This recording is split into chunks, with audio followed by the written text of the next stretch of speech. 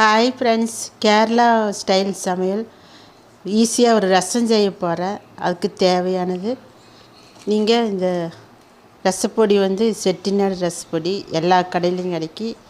இங்கே ஒரு பாக்கெட் போட்டால் போதும். தண்ணி இந்த அளவு எடுத்துக்குங்க.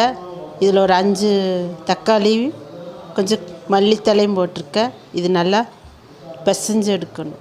இந்த மாதிரி உப்பு போட்டு கலக்கிக்குங்க. தண்ணி உங்கள் அளவு எந்த அளவோ அந்த அளவு எடுத்துக்குங்க. எடுத்துட்டு இந்த பொடி இவ்வளோ, இது ஒரு பாக்கெட் அப்படி போட்டு ஒரு கலக்கிட்டு இது தாளிக்கணும்.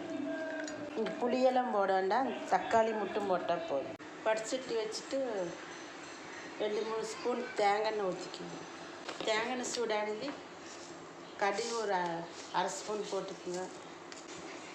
கடுகு வெடிக்கணும்.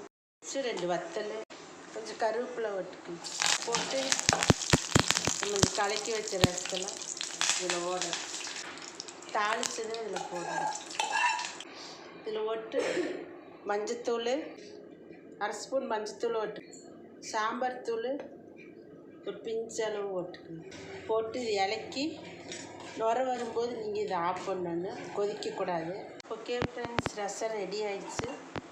இந்த மாதிரி நீங்கள் கொதிக்கக்கூடாது. இந்த மாதிரி ஒரு நுர வரும்போது இப்படி இலக்கிட்டு ஆஃப் பண்ணிடுங்க.